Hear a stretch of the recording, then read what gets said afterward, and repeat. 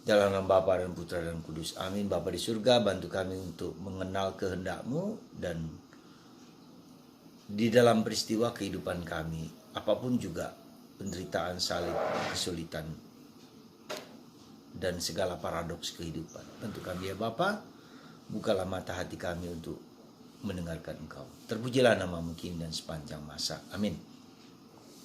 Para saudara, kita belajar banyak dari kitab suci, bagaimana mengolah dan mengelola dan mendengarkan kehendak Tuhan di dalam peristiwa kehidupan kita, terlebih dalam penderitaan dan kesulitan. Saya mengajak Anda untuk belajar dari Yusuf, anak Yakub. Bagaimana hari ini dia berjumpa dengan saudara-saudaranya yang menjual dia, yang iri pada dia,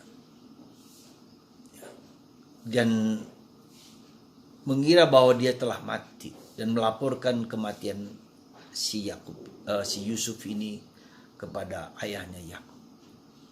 Tetapi Yakub tidak percaya bahwa anaknya mati. Maka ketika Yusuf mengalami penderitaan dan salib, diperlakukan dengan kejam oleh saudara-saudaranya sendiri yang karena iri. Dia dijadikan budak di Mesir. Bahkan dia dalam tanda petik mau digunakan atau diperkosa oleh istri Potifar. Tapi karena istri Potifar pandai, lalu dia dimasukkan ke penjara. Dituduh dialah yang suka dengan istri Potifar. Ya.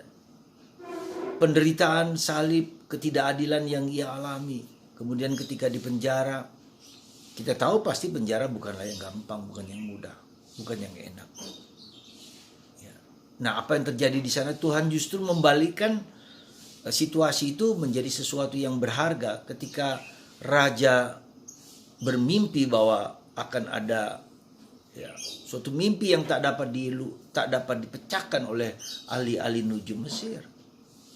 Kemudian mereka tahu bahwa Yusuf adalah seorang yang bisa menafsirkan mimpi karena dia sendiri juga bermimpi, di mana membuat saudara-saudaranya iri, cemburu karena dia bermimpi bahwa akan ada satu pohon padi dan 11 pohon padi yang lain tunduk kepada pohon padinya.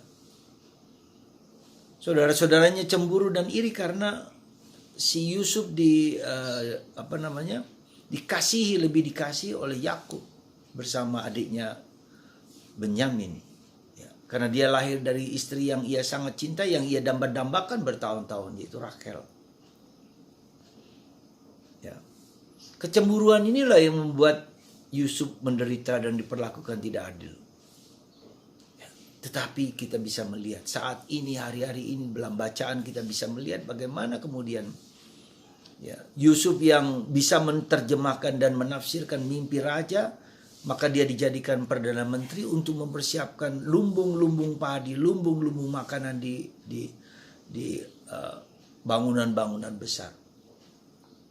Dan ketika ada masa paceklik, masa kemarau panjang, maka dari lumbung itu mereka mendapatkan makanan kepada rakyat Mesir, termasuk saudara-saudara dari Kanaannya.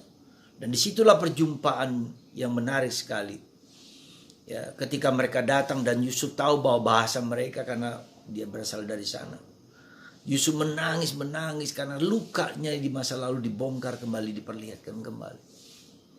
Tapi kemudian Yusuf mampu untuk mengatasi problem itu, problem sakit hati, dendam dan kemarahan itu. Ya. Setelah dia menangis dengan keras-keras, mengungkapkan semua, lalu dia berkata, "Ini aku Yusuf, saudaramu," kepada saudara-saudara yang lain. Dan tentu saja saudara-saudara yang lain bertakut, gemetar karena seorang Perdana Menteri dengan seorang orang Yahudi. Dan Yusuf mengatakan, mendekatlah. Jangan salahkan siapapun, karena Tuhan mengendaki ini semua terjadi supaya kalian diselamatkan. Jadi inilah yang kayak saya sebut dengan berteologi. Yusuf mampu berteologi bahwa penderitaan, salib, kesulitan yang dia alami, yang berat itu pun karena dikehendaki Tuhan demi keselamatan kita manusia. Persis seperti dikatakan oleh surat Paulus kepada umat di Roma. Segala sesuatu berguna bagi orang yang mencintai Tuhan. Ya, dan itu terjadi. Maka kemudian dipulihkanlah ya saudara-saudara Yusuf ya, dan akhirnya ayahnya juga kemudian dibawa ke Mesir dan hidup di Mesir beratusan tahun. Yang kemudian kita tahu mereka kemudian ditarik dari Mesir menuju ke Tanah Suci. Yaitu oleh Musa kembali. Jadi saudaraku terkasih, apa yang mau saya ajak Anda untuk merenungkan bahwa kita harus berteologi. Ya. Kita harus melihat karya Tuhan dalam peristiwa-peristiwa kehidupan kita. Pasti Tuhan punya rencana. Seberat, sehebat salib apapun, pasti Tuhan punya rencana dalam diri kita. Dan untuk itu maka kita merenung bertanya apa itu. Entah itu perbaikan diri kita sendiri. Entah itu membuat kita menjadi murni, puritas kordis, kemurnian hati. Entah itu supaya kita mempunyai motivasi yang benar dalam pengabdian kita kepada Tuhan. Itulah saudaraku terkasih. Kita dipanggil sekali lagi untuk berteologi, untuk melihat karya Tuhan dalam diri kita.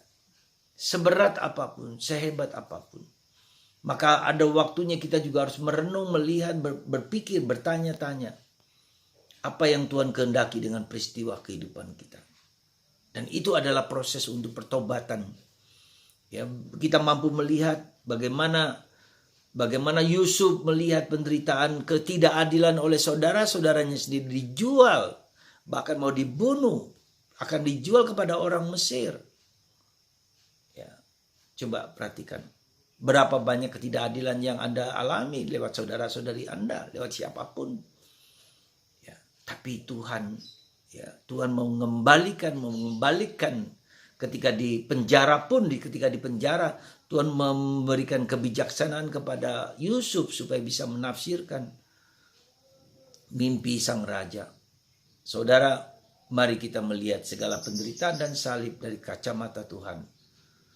Semoga Anda dan saya dan kita semua berani menerima salib dengan melihat Tuhan, rencana Tuhan dalam diri kita. Semoga Tuhan memberkati Anda dan saya dan kita semua supaya kita mampu untuk menjalankan kehidupan dengan sebaik mungkin. Mengenal kehendak Tuhan, mempersembahkan hidup kita kepada Tuhan dan sesama. Tuhan berkati Anda semua, Bapa, Putra, dan Roh Kudus.